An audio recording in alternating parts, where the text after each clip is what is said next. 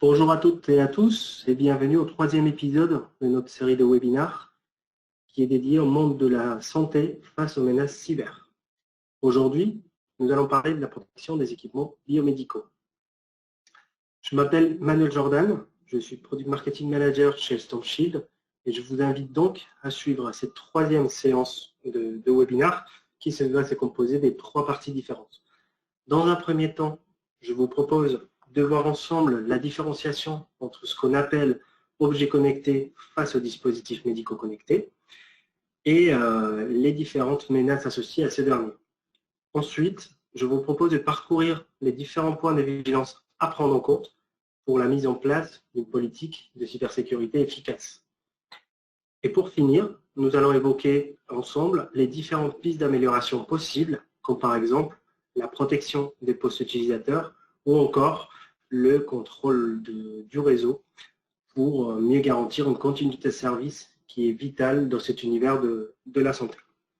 À la fin de ce webinaire, je vais animer une séance de questions-réponses. Donc, si vous avez une remarque ou bien un commentaire ou bien des questions, n'hésitez surtout pas à utiliser la zone de chat de l'application GoToWebinar.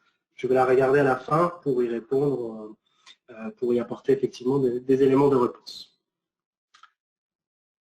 Mais avant de commencer, je vous invite en fait à qu'on se rappelle ensemble de ce qu'on avait évoqué lors de deux premiers épisodes. Nous avions vu pourquoi les établissements de santé étaient devenus en fait une cible de choix face aux cyberattaques. Nous avions aussi évoqué la priorité de l'urgence au niveau des soins délivrés aux patients évidemment. Et dans le deuxième épisode, nous avions expliqué comment la transformation numérique s'opérait dans le monde de la santé et notamment les risques associés au niveau de la convergence des réseaux IT et OT. Nous allons du coup voir aujourd'hui comment ça se décline, notamment au niveau de la protection des dispositifs biomédicaux dans ces cas-là connectés. Déjà pour commencer, on sait tous en fait que les hôpitaux ainsi que les cabinets médicaux souhaitent de plus en plus améliorer l'expérience du patient et la protection de leurs données et bien évidemment l'efficacité dans la prise en charge. Donc en fait les nouvelles technologies, ce qui vont permettre, vont permettre d'ouvrir de nouvelles possibilités en termes d'efficacité dans le parcours de soins. Mais déjà, il est important dans un premier temps de mettre en lumière la différence majeure entre ce qu'on va appeler un objet connecté de santé et un objet médical connecté. D'un côté, les objets connectés, donc comme les bracelets ou les montres connectées, vont faire partie de ce que je viens de dire, en fait, de la catégorie objets connectés du type bien-être ou santé. En fait, en 2020, pour la petite anecdote, on va compter aux alentours de 161 millions d'objets connectés partout dans le monde. Donc, c'est des objets qui vont améliorer notre quotidien pour un meilleur suivi de la qualité de sommeil ou compter les pas comme on a aujourd'hui, je pense, presque tout le monde. Si on prend l'exemple aux États-Unis, il y a un hôpital à Los Angeles qui a aménagé des chambres avec des enceintes connectées afin d'apporter aux patients un sentiment de plus grande indépendance. Et d'un autre côté, en fait, ce qu'on va voir, c'est on a les objets connectés et les dispositifs médicaux. Ces derniers, ils sont strictement encadrés par les droits européens avec un marquage CE bien spécifique et sont répartis généralement en 4 classes selon leur niveau de dangerosité pour l'utilisateur. Si je prends l'exemple d'un glucomètre, qui va servir à mesurer les taux de sucre dans le sang, il va être utilisé par les diabétiques pour justement calculer leur dose d'insuline à s'injecter. Donc, à proprement parler, c'est un dispositif médical puisqu'il s'agit d'un outil qui va aider au traitement d'une maladie ou d'une pathologie qui est chronique. Par exemple, en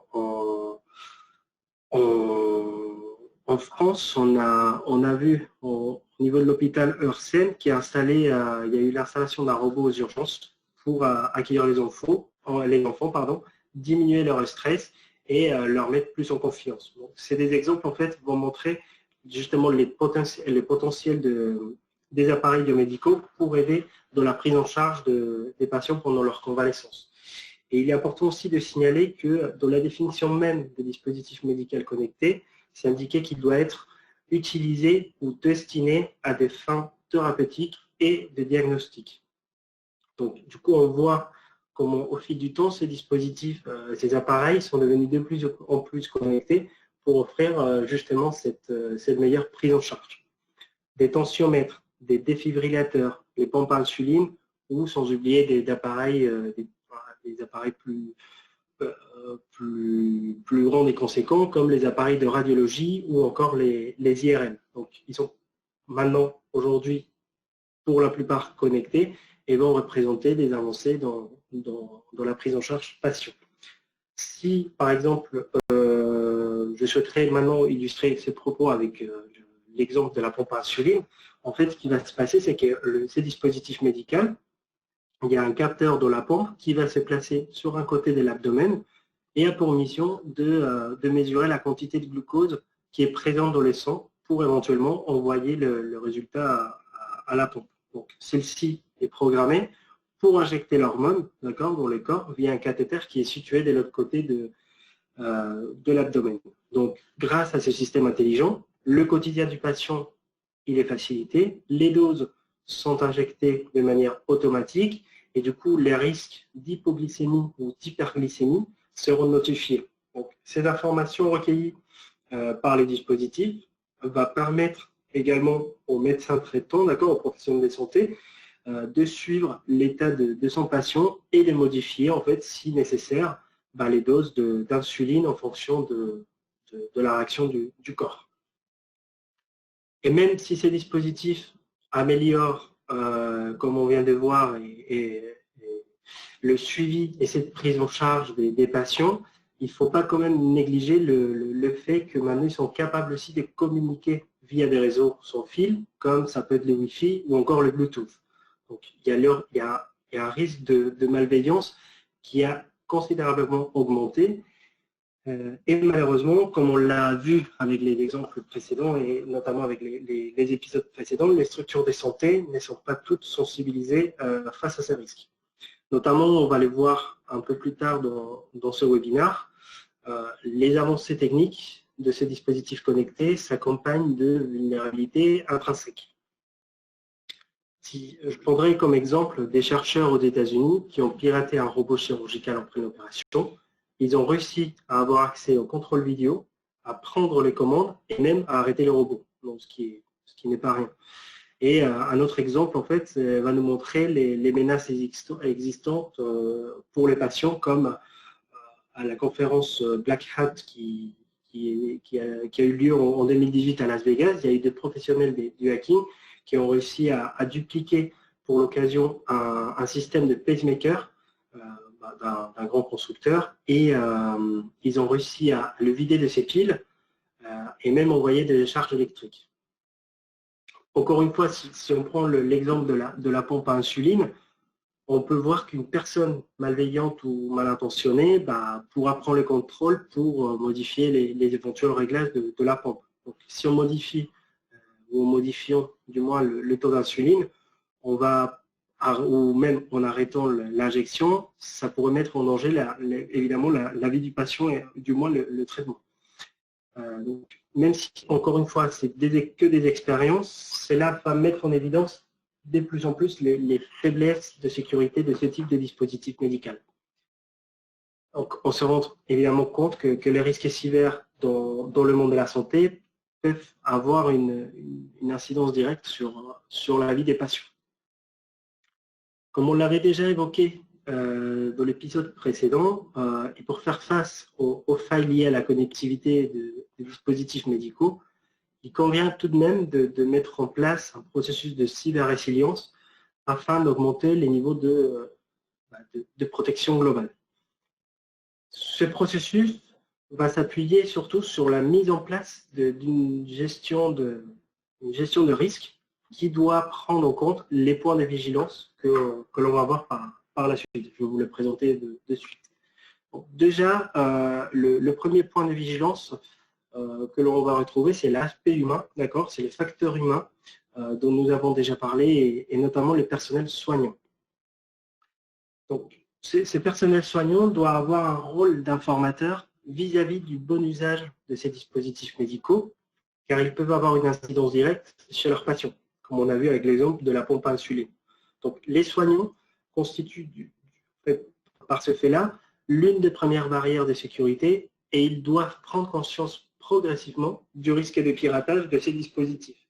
Puisqu'en fait, le service qui est attendu pour et par le patient va reposer sur le produit en lui-même et aussi sur les bonnes pratiques de prescription et bien évidemment d'utilisation.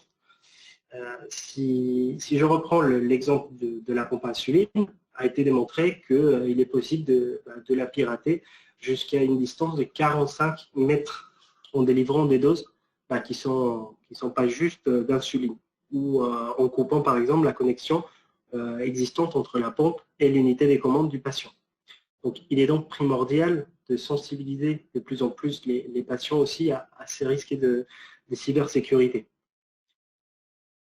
Ensuite, il faut aussi rester vigilant, d'accord, sans oublier que ces dispositifs peuvent potentiellement divulguer des informations relativement sensibles, je dirais plutôt très sensibles, sur la vie privée des personnes, comme leurs données de santé, leur géolocalisation, et j'en passe. Donc, en fait, ce qui se passe, c'est que face à l'urgence et au mode de travail qui est très intense du personnel soignant, en général, il va avoir un choix pour des mots de passe qui sont assez simples, de manière à s'en souvenir rapidement, d'accord, ou à même les partager sur un fichier informatique, tout simplement. Donc, on voit aussi le troisième volet, c'est vrai que ces personnels médicaux, ces personnels soignants, va signaler rarement les problèmes qui sont survenus sur un dispositif médical, qui est directement du coup relié au réseau.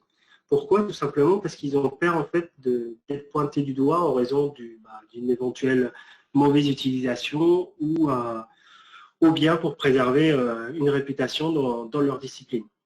Et même, parfois, c'est juste parce qu'ils n'ont tout simplement pas conscience qu'un dispositif connecté peut être plus lent à cause d'un malware.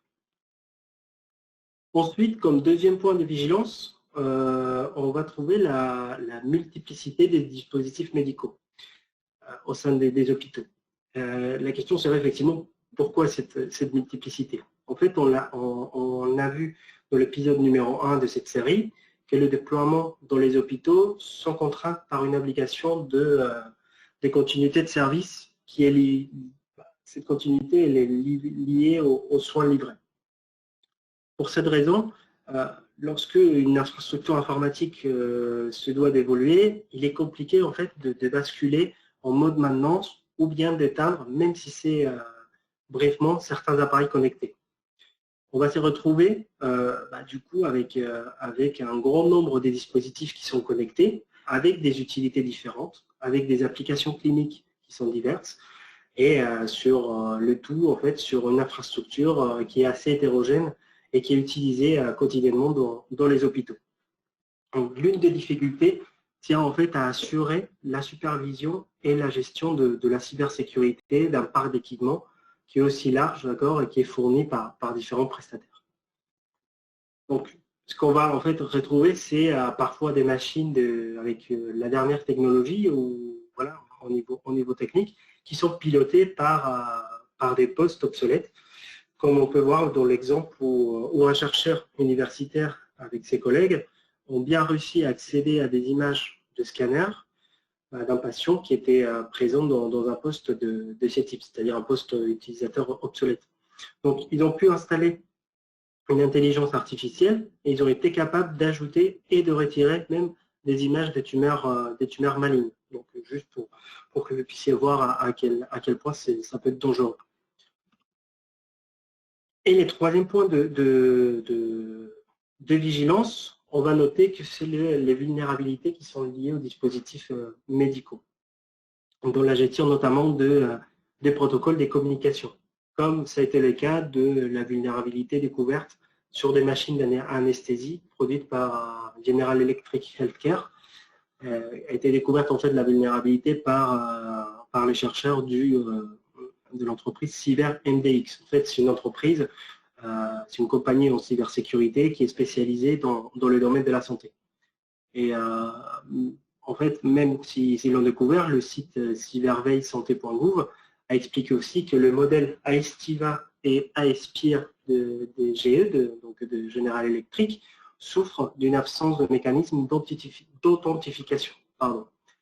Et ce qui veut dire que si ces machines sont connectées sur un réseau de type TCP/IP via un matériel non sécurisé, l'attaquant va pouvoir prendre le contrôle à distance. Une fois que ce matériel a été corrompu, du coup, l'attaquant pourra modifier les paramètres, d'accord, ainsi que le comportement de la machine. Donc, il peut modifier la composition de gaz. Il va pouvoir aussi, les gaz anesthésiens, il va pouvoir les augmenter ou les diminuer, ainsi que les niveaux de CO2 ou d'oxygène. Il va supprimer les différentes alertes, ou pouvoir du moins supprimer les différentes alertes et modifier aussi la trace d'audit, comme la modification des heures déclarées dans les traces, ce qui peut mettre évidemment la vie du patient en danger. Donc en fait, ces dispositifs sont connectés au réseau hospitalier. Vu qu'ils sont connectés, il faut quand même prendre bien au sérieux les risques qu'un manque de protection pourrait engendrer. Et une fois qu'on a identifié les points de vigilance, donc l'aspect humain, la multiplicité et les vulnérabilités, on va continuer en fait dans notre processus de cybergouvernance pour mettre en place des actions afin d'améliorer la cybersécurité de l'infrastructure. Déjà, dans un premier temps, en fait, on va noter que la prise en compte d'une analyse de risque avant toute introduction d'une nouvelle application ou même d'un dispositif médical connecté ne sera réalisée que par 28% des hôpitaux. Donc, la première action déjà reste d'établir un inventaire, une cartographie des systèmes par une évaluation de risque afin d'identifier quelles sont les priorités en matière de cybersécurité, quelles sont les vulnérabilités et de même les préconisations des éventuelles solutions adaptées aux métiers et systèmes critiques de l'hôpital. En fait, ce qu'il faut avoir en tête aussi, c'est que dans un système qui est hétérogène et qui va évoluer en permanence, la cartographie de risque va permettre d'identification des actifs sensibles pour en assurer la protection. Donc, un autre paramètre qu'il faut avoir en compte, c'est le fait que ces projets de sécurisation ne doivent pas s'arrêter à un instant T. C'est-à-dire qu'il faut appliquer un suivi des logs, une mise à jour des équipements dans le réseau pour se protéger des futures menaces. Donc, ça, c'est d'un côté, et d'autre part, en fait, il faut noter aussi que cette cartographie doit également être mise en œuvre pour tout nouveau dispositif, pour toute nouvelle application qui serait déployée dans un réseau hospitalier. Donc, en fait, c'est justement cette analyse de risque qui va permettre d'identifier les actifs qui sont ces actifs sensibles, ces actifs à protéger, et donc aussi les postes et les réseaux à contrôler. Déjà, on avait vu aussi au niveau du facteur humain que c'était un point de vigilance à prendre en considération, d'autant plus important quand il est connecté à une machine vulnérable. Quand il s'est connecté à une machine qui est vulnérable. Donc, en fait, ce qui est nécessaire, c'est de mettre en place des outils pour renforcer la sécurité des postes de travail. Donc, outre sensibiliser les personnels soignants en mot de passe trop simple, il est peut-être opportun de mettre en place des politiques pour obliger l'utilisation de mots de passe renforcés. Comme on l'a en fait déjà vu, beaucoup d'établissements vont fonctionner encore sous des environnements informatiques obsolètes, parfois sous Windows 7 ou Windows XP. Donc, ce sont vraiment d'actualisation de sécurité. Donc, en fait, ce qui est nécessaire, c'est de renforcer ce niveau de sécurité des postes de travail, avec des solutions qui soient spécifiques.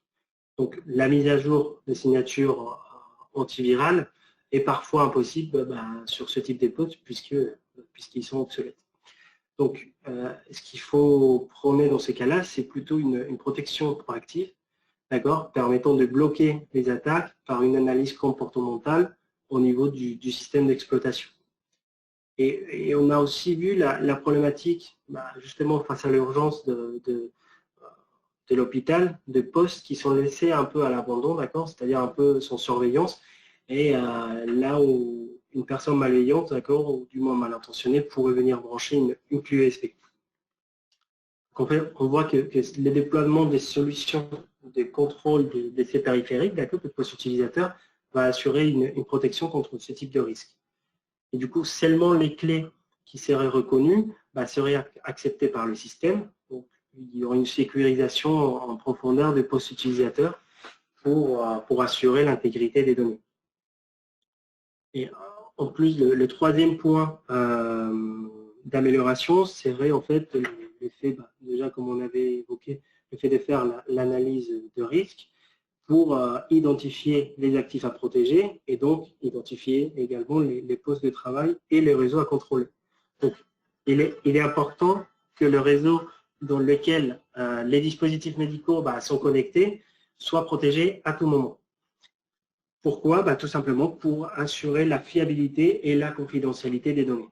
Donc, en fait, avec la transformation numérique des établissements de santé, d'accord, des hôpitaux et d'autres établissements, l'interconnexion de réseaux du type public, administratif ou opérationnel constitue en fait une faille pour les dispositifs médicaux. C'est-à-dire que le réseau opérationnel est plus facilement accessible depuis, par exemple, le Wi-Fi public, donc, ou bien un poste administratif qui aurait été affecté.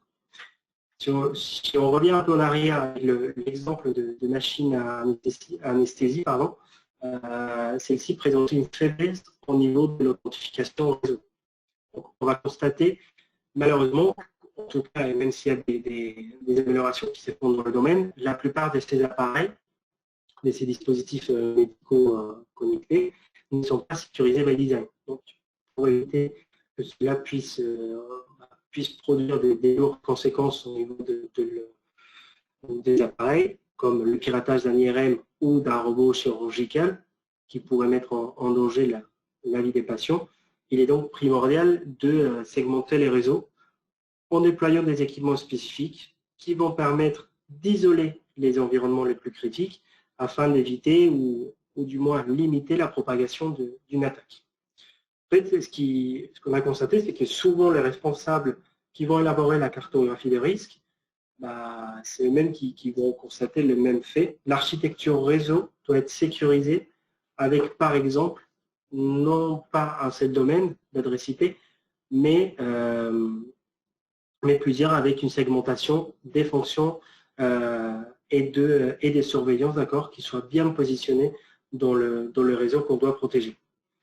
En fait, comme on voit dans la présentation, comme on l'a illustré avec l'exemple de l'un de nos clients en forme de ruche, la segmentation des dispositifs médicaux s'est fait au niveau le plus proche, d'accord, des équipements, permettant de les isoler du reste du réseau hospitalier.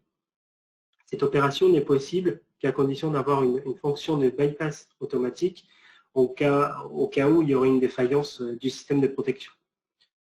Ce type de solution va offrir en fait la double capacité de bloquer la propagation d'une attaque et décomplexifier la connaissance du réseau opérationnel.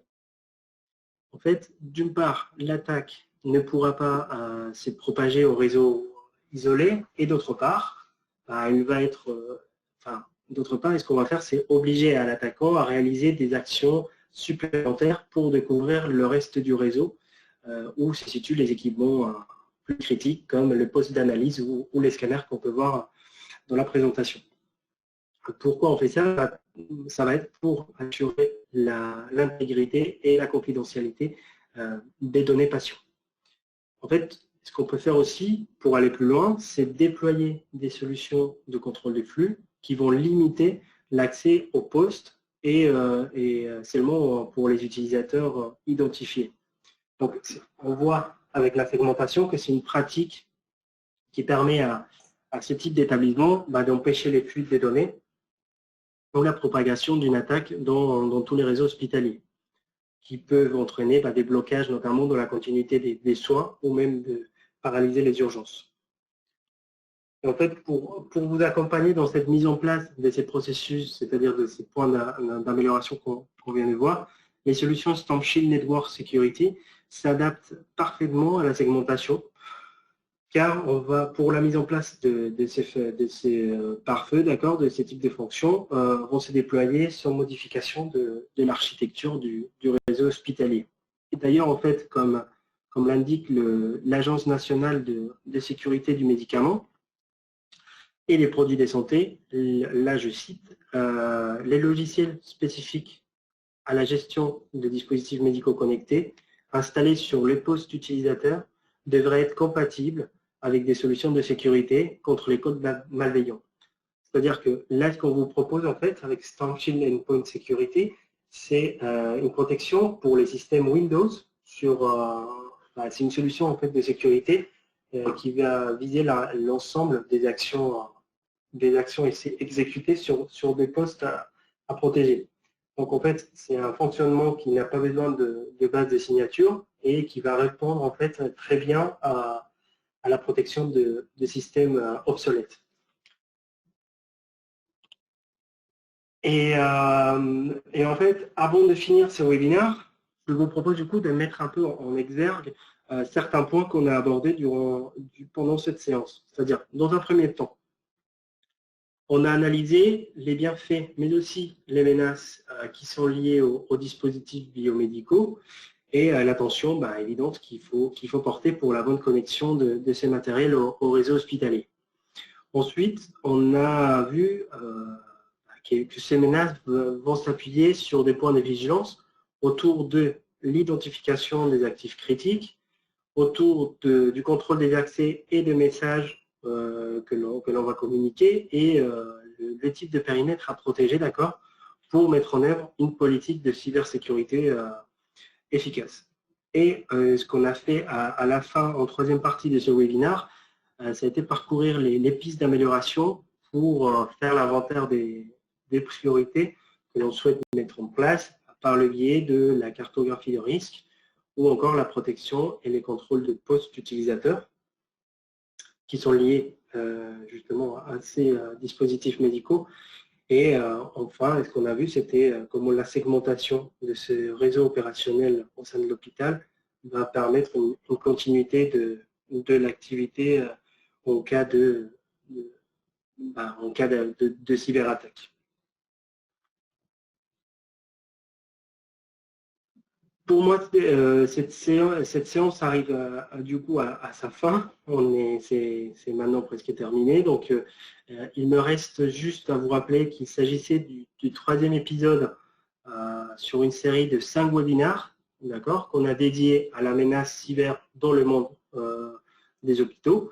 Donc, dans les épisodes précédents, on avait dressé l'état de lieu de la menace cyber. Ensuite, ce qu'on avait vu, c'était quels étaient les enjeux représentant la transformation numérique dans les hôpitaux, avant justement de voir l'importance de la mise en place d'une politique de cybersécurité pour la protection des équipements biomédicaux qui sont connectés au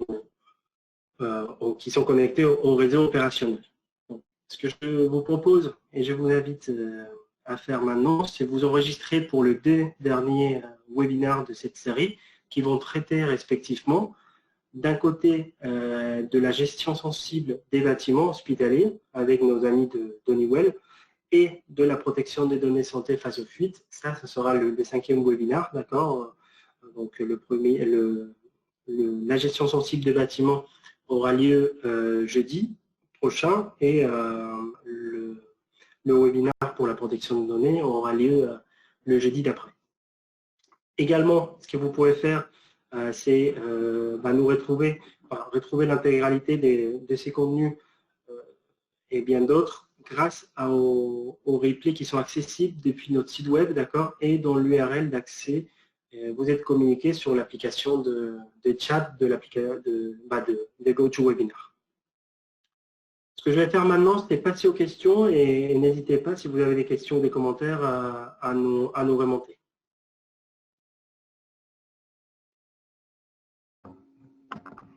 Bonjour, c'est Stéphane, je reprends la parole pour répondre aux quelques questions. On avait une question au niveau du personnel soignant qui doit informer les patients de leur pour les sensibiliser à la cybersécurité et on peut être face aux patients qui disent ce n'est pas mon problème. Alors, le problème du praticien est à la fois d'informer et d'en sensibiliser. Et si le patient n'est pas sensible à ses données personnelles ou à ses données de santé, donc on n'a rien d'autre à faire que de le sensibiliser et de faire en sorte qu'il fasse attention à la manipulation de ses données. Ensuite, on avait une deuxième question qui concernait donc notre solution StampShield Endpoint Security. Est-ce que c'est un EDR, donc un Endpoint Detection and Response? En fait, on va un peu plus loin. Le fait de faire de l'analyse comportementale s'apparente à ce que font les solutions de détection et response. Par contre, avec SES, nous, on va être capable de bloquer l'attaque, en fait. L'EDR va juste vous prévenir qu'il se passe quelque chose, vous prévenir qu'il y a une attaque en cours. Par contre, elle ne va pas la bloquer. Avec StampShield Endpoint Security, on va offrir le même niveau de détection qu'un EDR. Par contre, on va être capable de bloquer le comportement anormal. Voilà. Il n'y a plus d'autres questions. Je passe la main à Manuel qui va pour le petit mot de la fin. Je vous remercie, à bientôt. Au revoir. Rebonjour, du coup, merci Stéphane d'avoir répondu aux questions. Je tenais juste à vous remercier de votre présence et n'hésitez pas à vous inscrire dans les prochains webinaires, d'accord, sur la gestion sensible des bâtiments et sur la donnée patient. On se fera un plaisir de vous répondre et de vous raconter effectivement sur ces deux sujets.